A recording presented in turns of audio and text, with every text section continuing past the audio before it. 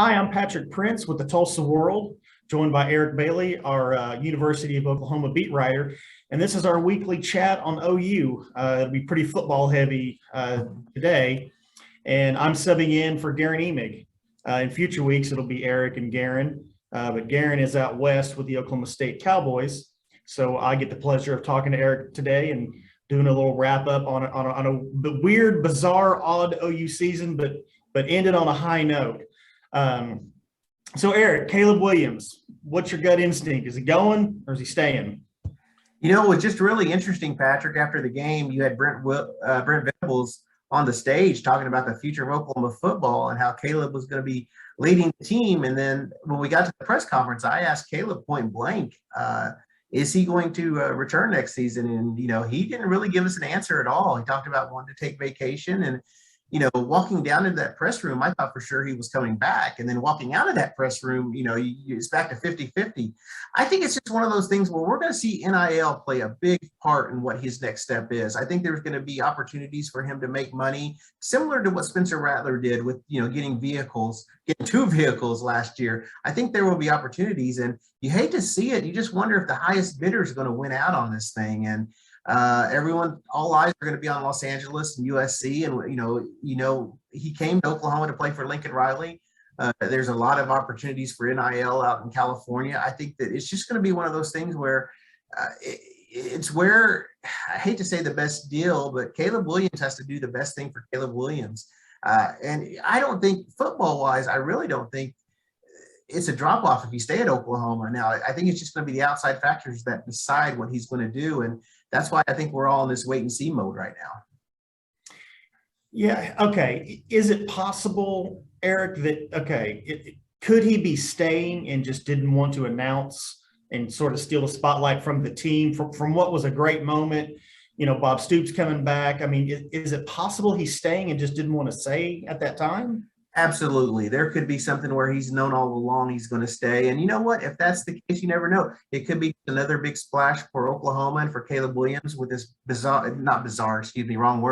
this big announcement that he's staying. And you never know. That could be the case too. He could just say, okay, I'm going to stay, and they could make a big blowout event of it too. Because you know what? He could be the face of college football next season. And Oklahoma's going to do whatever they can to recruit him to stay at school. Watching that press conference, Eric, I came away so impressed with Caleb Williams. I mean, we've all seen him on the field, but he hasn't been available to the media this year. And I thought he was, thoughtful and confident without being cocky. You know, when he talked about not giving the job back, I came away very impressed with him just as a young man. I mean, he did not sound like he's still a teenager, right? He just turned 20. He just turned 20.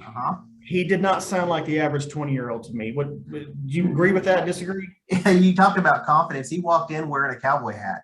And hat after big plays. Bob Stoops was awarded that cowboy hat by the Alamo Bowl. And instead of putting it on a mantle, he said, you guys passed it around for big plays. So that's why you saw so many OU players wearing a cowboy hat during that game. So he wore that cowboy hat into the press conference. And you're exactly right. He dominated the room. He joked with his teammates. He was real polite to the media. Got thrown some tough questions and handled them well. So I was impressed, and it just made me think during that press conference, why didn't we have the opportunity to talk to him sooner? I mean, especially if he's the face of college football, I'd love to hear his voice as well. So I think moving forward, I think it's going to be fun to work with him in the future. I mean, I understand, from a college coach perspective, wanting to kind of protect your young athletes who maybe aren't ready for the barrage of media and all that goes with that. But he could clearly have handled it, and he did handle it. So, yeah, it would have been great to listen to him all season long. Is Bob Stoops more revered than Barry Switzer and Sooner Nation now?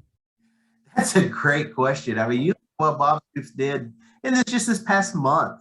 He joked, he said, on the day that he said he was going to be interim coach, he said they called him, he was on the golf course, and he stepped off and came right to the office. After the win, he said he was going to be at the golf course the next day. So he did his due diligence. He went in there and owned Oklahoma for a month. And he was the glue that was definitely needed for that program, because it was just, it was just a surprise. It was a shock to everyone. They needed some stability, and Bob Stoops brought it. It's funny, and yeah, you look at Bob Stoops. This generation will appreciate Bob Stoops so much. Now, I grew up in a generation with Barry Switzer, and man, that guy was great for Oklahoma football. He was the face of college football. We talk about faces of college football. Everyone knew who Barry Switzer was. Everyone knew that wishbone. But I think what Bob Stoops did for Oklahoma was very important, not just for the current events, but for the future. I think he set this up for a future, because you saw when Barry left, a lot of things went awry. I mean, you saw, losing seasons and such, but Bob Stoops was able to really bridge that gap from Coach Riley to Coach Venables, where I think there's not going to be much drop off at all. You're not going to see those losing seasons. And Patrick, you and I were joking earlier, this is probably the same conversation fans in the 80s were saying, is Barry Switzer more popular than Bud Wilkinson? And you'd have the older generation stick up for Bud. So it's a good problem to have if you're an Oklahoma fan, to have those comparisons. Yeah, it was really cool seeing him on the sidelines again, and in the post-game press conference, answering the questions the way he does. It was a lot of fun. So Kennedy Brooks announced he's leaving OU. Good season for him, great ending for him. What do you make of the running back room next season? Well, I was really impressed with Eric Gray. I mean, he didn't get a lot of touches this year, but when he did have the ball, he was successful. I think we're still waiting to see on his announcement too, because he's eligible to go pro as well.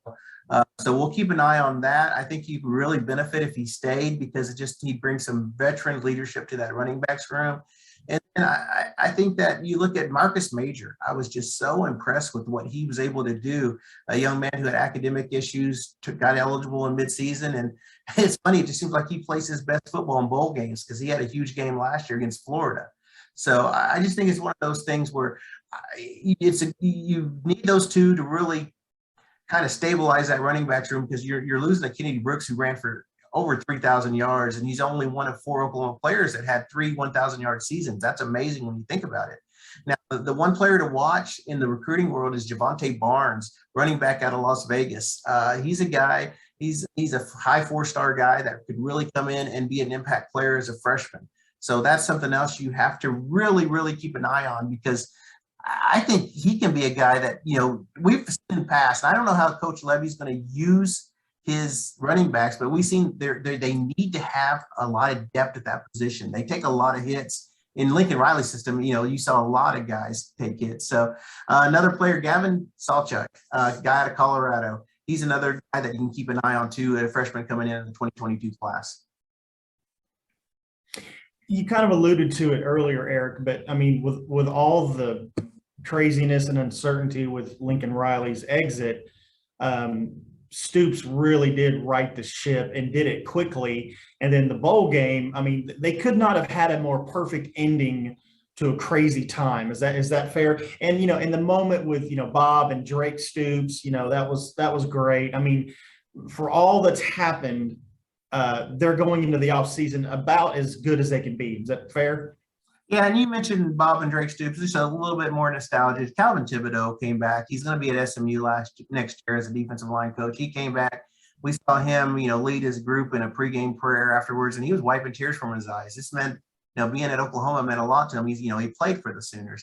Same with Brian Odom, who called the defense. I mean, there was a cool social media picture of him with his linebackers. He's going to miss him. He's going to USC. And then Jamar Cain as well. He wasn't here as long, doesn't have the experience, the Oklahoma heritage like the other two. But you know what?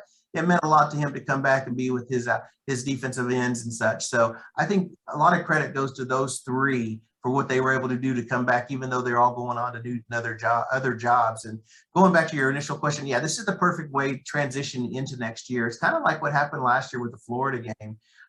They went out and played well against Florida. They did the same thing, albeit they did give up some yards in the second half. But 30-3 halftime score, I think that settled everyone down. And I think with Coach Venables on the sideline, watching everything, getting a grasp of what he has, it's a good transition. This was a good game for the Sooners. All right, Eric. Appreciate the info as always. Happy New Year, and we'll talk again next week. Patrick, I appreciate it. Happy New Year, man. Everyone out there, stay safe. Cool. You good?